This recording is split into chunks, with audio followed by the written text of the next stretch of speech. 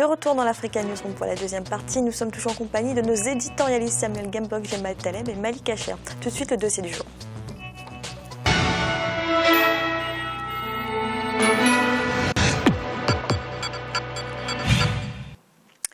Le karité est le quatrième produit d'exportation du Burkina Faso. Il constitue une source importante de revenus pour les femmes qui occupent une place centrale dans la chaîne de fabrication. Aujourd'hui, le beurre de karité burkinabé est prisé par l'industrie cosmétique pour sa qualité. Un reportage de notre correspondant Wendiam Valentin Compaoré. Au Burkina Faso, le karité occupe environ 28% de la superficie du territoire. Chaque année, environ 850 tonnes de noix de karité sont produites et plus de 250 tonnes de beurre de karité sont transformées. C'est un produit qui procure des revenus substantiels aux producteurs ruraux, notamment les femmes. Ainsi, plus de 500 000 femmes issues des milieux ruraux vivent de ce produit. Mais l'exploitation du karité au Burkina est restée pendant longtemps traditionnelle. De nos jours, il est d'une grande valeur ajoutée dans les échanges commerciaux et participe au réajustement de la balance commerciale du pays, et cela grâce à une organisation. Le karité, appelé l'or vert des femmes du Burkina, est le quatrième produit d'exportation après l'or, le coton et le bétail et représente plus d'1% du produit intérieur brut. Le beurre extrait des amandes de karité est utilisé en milieu rural comme matière grasse en cuisine, dans la pharmacopée traditionnelle et les soins du corps. Dans les zones urbaines, il est utilisé à 25% des ménages comme huile de cuisine. Les recettes générées par la filière karité sont estimées à plus de 28 milliards de francs CFA. Comment est organisée cette filière? De quel accompagnement gouvernemental bénéficient ces acteurs? Que faut-il faire face à la rarification de la matière première? Plusieurs coopératives de femmes travaillent dans cette filière karité au Burkina Faso. C'est environ 1700 organisations professionnelles qui s'y investissent. La filière s'est professionnalisée au fil du temps et se positionne comme un levier de développement et d'épanouissement des femmes. De la collecte à la transformation, c'est une chaîne de production dans laquelle interviennent plusieurs femmes. Pour produire du beurre, il faut d'abord trier les amandes. Trier, c'est dire enlever les amandes qui ne sont pas bonnes pour avoir du beurre vraiment de haute qualité. Après le tri, il faut passer au lavage. Et quand on finit de laver correctement, on fait du concassage. Concasser, c'est rendre les amandes en petits morceaux. Et après, nous ferons une torréfaction de ces amandes-là. Mais avant ça, il faut les sécher correctement avant de passer à la torréfaction. Et après la torréfaction, nous faisons la mouture pour avoir la pâte. Une pâte brune, et c'est avec ça que nous allons baratter et sortir l'émulsion du beurre. Le karité est un secteur stratégique pour le pays des hommes intègres. Sa structuration, mais aussi sa professionnalisation est une priorité pour les autorités du pays car il représente environ 1% du produit intérieur brut. Quand vous regardez de la collecte à la transformation et à la commercialisation, vous avez depuis la collecte des millions de femmes qui rentrent en compétition. Quand vous prenez les unions, les groupements dans les régions, dans les provinces qui sont sur le beurre de qualité, alors nous avons vraiment une joie de savoir que beaucoup de femmes bénéficient de cet accompagnement. Et pour ces femmes qui y travaillent, ce sont des sources de revenus. Des revenus pour la scolarisation des enfants. Nous apprenons beaucoup de choses ici, comme par exemple extraire le beurre de karité ainsi que la fabrication du savon. Étant saisonnière, lorsque la saison sèche passe, avec mes économies, je fais du commerce en attendant la reprise de l'activité. Pour ce qui est de ce travail, je suis fière, car cela m'a permis de scolariser mes enfants. Il y a un changement dans ma vie. Pour une économie solide au Burkina, les autorités du pays ont décidé d'accompagner le secteur privé. C'est ainsi que la maison de l'entreprise appuie ces femmes pour la conquête du marché international. Nous avons depuis 2008 un dispositif qui accompagne les entreprises membres de la filière à travers un groupe de femmes pour faciliter leur accès au marché nord-américain. Et cet accompagnement a permis à ces femmes d'abord de renforcer leur capacité en marketing et de revoir la qualité de la production et aussi surtout de maîtriser certains process liés à ces questions de maîtrise de la qualité. De plus en plus, la mécanisation est une réalité dans cette chaîne de transformation. Cette mécanisation permet d'améliorer le rendement d'extraction et d'alléger le travail des femmes. C'est aussi une démarche qualité pour un marché international de plus en plus exigeant. Traditionnellement, les femmes le faisaient à la main, mais actuellement, nous faisons tout presque avec des machines, des appareils adaptés pour alléger le travail. Et après le parattage, il faut ébouillanter le beurre pour qu'il prenne sa forme liquide. Et après ça, il faut le filtrer et puis le conditionner. Mais si la mécanisation de la production est une réalité de nos jours, certains opérateurs économiques prônent l'industrialisation complète de cette filière pour plus de valeur ajoutée. C'est le cas de Maïmounata Velegda. Son groupe commercialise environ 30 tonnes par an pour plus de 10 milliards de francs CFA et emploie plus de 5000 femmes par saison. Si vous regardez les femmes qui sont dans les coopératives, je pense que c'est vraiment dur pour elles parce qu'elles demeurent pauvres. Ce qui me tient à cœur, c'est de leur installer une usine. Aujourd'hui, elles sont spécialisées dans la fabrication artisanale du savon avec les amandes de karité, des pommades et aucune de ces coopératives ne peut faire un chiffre d'affaires de 100 millions.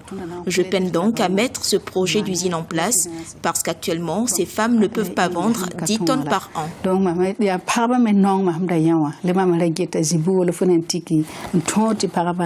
Pays sahélien, les ressources forestières du Burkina Faso sont très limitées.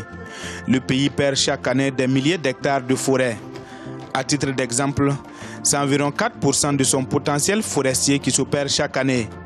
Mais pour pallier cette difficulté qui touche aussi bien le karité, la direction des productions forestières initie des actions comme le greffage des plantes, des greffages qui permettent d'avoir plus de productivité. C'est ainsi que le karité, qui devait atteindre 30 ans avant d'entrer en production, greffé, il n'a besoin que de 7 ans. Samuel, que pensez-vous de la particularité de cette filière karité qui est d'avoir les femmes qui ont une place prépondérante à tous les maillons de la chaîne de production? Oui, je pense que c'est un moyen d'équilibrer la situation économique du pays, mais aussi les avantages sociaux que cela peut procurer, notamment aux minorités, aux couches les plus défavorisées, notamment les femmes qui se retrouvent en majorité dans des zones rurales. Ce qu'il faut quand même aussi souligner, c'est le défi qui doit être relevé par les pouvoirs publics, celui de passer de la production artisanale à une forte industrialisation, ce qui permettra non seulement d'accroître les revenus de ces femmes rurales, mais aussi de contribuer au développement des secteurs, des régions qui restent enclavées, qui restent sous-développées. Donc je pense que c'est une bonne chose, c'est un secteur qui est déjà important dans l'économie nationale et il faut capitaliser les acquis que le pays a pu enregistrer à partir des moyens rudimentaires. Il faut un investissement massif dans ce secteur qui permettra certainement d'apporter des solutions à d'autres problèmes sociaux. Il y a des femmes dans le reportage qui soulignent quand même le fait que cette opportunité leur a permis de financer les études de leurs enfants. Ça permet également de dynamiser l'économie locale. À partir du moment où les femmes peuvent cultiver et avoir des revenus relativement stables, ça leur permet de dynamiser, d'alimenter l'activité économique rurale. Gemal, c'est dans l'intérêt du pays que l'État soutienne ce produit africain qui est de plus en plus prisé par les grandes industries cosmétiques internationales, au même titre que l'huile d'argan, par exemple. Plus que jamais, et l'exemple de l'huile d'argan que vous donnez est très bon. C'est-à-dire qu'un produit comme celui-là, j'imagine qu'il faut une production assez importante pour parfois un produit fini, d'une quantité pas très élevée. C'est-à-dire que le rendement, lui, doit être très élevé pour que le résultat, lui, donne donc satisfaction aux populations. Évidemment, nous avons besoin donc de passer d'un produit tel qu'il est maintenant à un produit de luxe. La valeur ajoutée de l'argan, c'est qu'elle est devenue un produit de luxe. Et donc, le produit fini est vendu à un prix tel qu'on est capable de le rentabiliser avec parfois peu de production. Et donc, c'est tout l'enjeu que les coopératives agricoles de l'huile de karité, l'État burkinabé, mais sans doute les pays autour, doivent donner donc à ce produit-là. Il faut bien entendu que la chaîne de la transformation, de la commercialisation soit mécanisée, modifiée, améliorée. Elles sont aujourd'hui très bonnes, mais enfin elles sont encore à un stade assez artisanal tel que nous l'avons vu dans le sujet. Et donc, pour passer à autre chose, il n'y a pas 10 000 schémas. Il y a l'obligation de donner une valeur plus importante au produit fini. La valeur importante au produit fini lui donnera autre chose. Il faut le passer donc de stade à ce qu'il est actuellement à un produit noble, à un produit donc la valeur sur le marché devient donc la valeur d'un produit de luxe. Je connais à peu près la même chose en Mauritanie sur donc ce qu'on appelle l'industrie de Toug. Toug est aussi un fruit très important, très demandé, mais en même temps, il faut plusieurs kilos pour faire 1 litre. Et donc, ça en fait une valeur très rare et très difficile. Pour qu'elle soit demain rentable et rentabilisée, il faut qu'elle passe absolument du stade où elle est à un stade donc de produit de luxe. Et donc, c'est tout l'enjeu que l'huile de karité a. Nous savons tous, d'ailleurs, les vertus de l'huile de karité sont assez connues et reconnues dans la région. Tous les pays autour connaissent la valeur de l'huile de la karité. Mais en même temps, on connaît ses vertus, mais on n'est pas encore passé à ce stade où le consommateur, lui, ayant un pouvoir d'achat très important, très élevé. Donc l'ouverture obligatoire à la commercialisation internationale. Dans le sujet, l'un des conseillers donc, de la boîte d'entreprise, de la société qui développe donc les entreprises, dit une chose très bien, il dit nous avons l'obligation d'aller nous ouvrir au marché européen. Évidemment, tout l'enjeu est là. Il faut soit l'ouvrir donc aux classes moyennes ou supérieures africaines, ou alors l'ouvrir, et en même temps d'ailleurs, l'ouvrir à un marché donc européen très important. C'est tout l'enjeu, évidemment. Il faudrait qu'une politique publique de suivi se fasse. Il faut intéresser les vendeurs de produits de luxe à cela. Il faudrait que la pharmacie s'intéresse de plus près, de façon plus importante. Et là, encore une fois, vous avez raison, c'est les politiques publiques, encore une fois, qui peuvent le faire. Malik, pour s'ouvrir comme ça à un marché très concurrentiel international, est-ce qu'il faut que l'industrialisation devienne automatique? Oui, c'est une étape, je pense, indispensable. Mais il ne faut pas que ça se fasse aux dépens de la production, de la qualité de la production. C'est là tout l'enjeu, c'est de faire une production de qualité, une production industrielle, mais de qualité, pour permettre justement à ces producteurs d'investir le marché régional, hein, parce que l'Afrique de l'Ouest, c'est 300 millions de consommateurs. Bien évidemment, ce sont plus les classes moyennes et élevées qui vont être intéressés par ce produit parce que c'est un produit qui n'est pas très abordable pour toutes les couches sociales, qui n'est pas abordable pour, pour tous les foyers, et bien évidemment les grands marchés internationaux, américains, les marchés aussi émergents et le marché européen. Mais le problème aussi, c'est pour arriver à cette production industrielle, le problème, il faut se pencher sur le problème du financement. Il faut permettre à ces femmes d'avoir des financements, d'accéder le microcrédit est en soi une possibilité pour ces femmes de développer encore plus leurs activités. Une opératrice parlait de la taille critique, c'est très important. La taille critique d'une entreprise pour passer à une autre étape et passer justement à cette production industrielle. Donc voilà, tout l'enjeu, c'est l'enjeu aussi du financement, c'est permettre aussi l'État doit être un accompagnateur dans ce projet-là, il doit avoir ce rôle-là. Et c'est très important pour permettre à ces femmes de faire évoluer le contexte économique et social du pays. Samuel, d'après vous, comment permettre à ces petites productrices, souvent en milieu rural, d'accéder au marché international, d'exporter sur le marché international? Il y a plusieurs choses à faire. Il y a le défi lié à la formation. Parce que quand on parle d'industrialisation, on fait face à une série de défis. Il faut que ces femmes qui sont habituées à la production artisanale soient suffisamment outillées pour continuer à travailler dans le secteur, à pouvoir s'intégrer dans le tissu industriel.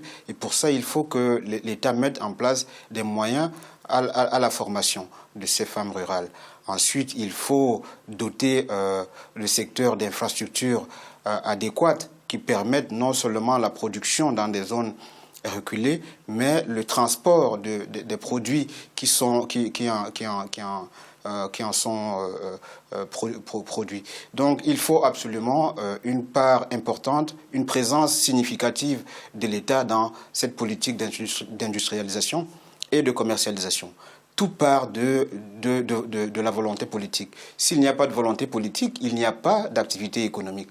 Donc c'est le secteur politique, c'est la direction politique du pays qui impulse le développement multisectoriel du pays. Donc sans cette aide de l'État, qui doit aussi assurer la protection de ces femmes, parce que quand l'industrialisation arrive, il y a des conséquences dramatiques, des conséquences sociales, la reconnaissance institutionnelle, la reconnaissance officielle de ces pauvres femmes qui n'ont autre activité que la production de ce produit. Donc il faut mettre en place non seulement des mécanismes qui permettent la formation des femmes, l'intégration des femmes dans le circuit industriel, mais la protection sociale de ces dernières. Alors Gemal, justement, on a parlé des coopératives dans ce reportage. Est-ce que ce type de groupement est essentiel pour favoriser cette activité ? Je ne sais pas si c'est essentiel, c'est comme ça. C'est-à-dire que depuis toujours, l'organisation est faite sur les coopératives. Et je pense en soi que le modèle de coopérative est bon. Le modèle de coopérative est bon parce qu'il mutualise donc les charges. Et donc, je crois qu'il n'est même pas question de faire autrement. Après, l'idée est comment passer donc de cette étape artisanale à une étape supérieure. Et là, encore une fois, le microcrédit, pourquoi pas? Moi, je n'aime pas beaucoup le microcrédit, mais c'est un autre débat. Mais il faut du crédit. Mais avant le crédit, et avant toute chose, il faut que ce produit, dont la qualité n'est évidemment pas discutable, tout le monde sait qu'il a des vertus réelles, il faut qu'il passe du stade où il est maintenant à un stade de produit de luxe. Il faut que ce qui a été possible pour l'huile d'argan soit possible pour la karité. Et donc, une fois qu'on aura franchi ce pas-là, à ce moment-là, on va avoir évidemment des produits de luxe, donc des prix de luxe, donc très élevés. Et à ce moment-là, la conséquence sur les coopératives au départ, c'est la transformation. Donc les nouvelles techniques de commercialisation sont évidemment automatiques. Mais là, encore une fois, la difficulté majeure que rencontre aujourd'hui la karité, de mon point de vue, et je ne suis pas un grand connaisseur de la karité, mais enfin, tel que le reportage nous l'a dit et tel que nous le voyons, en tout cas c'est les exemples qu'on a autour de nous, c'est que nous avons l'obligation donc de faire de ce produit de luxe, qui est un vrai produit de luxe, une vraie valeur de produit de luxe. Et donc ça c'est l'enjeu des coopératives, des administrations publiques qui les suivent et de la politique publique nationale du Burkina Faso. Merci messieurs, nous allons marquer une nouvelle pause en instant, la troisième partie de l'Africa Newsroom. À tout de suite.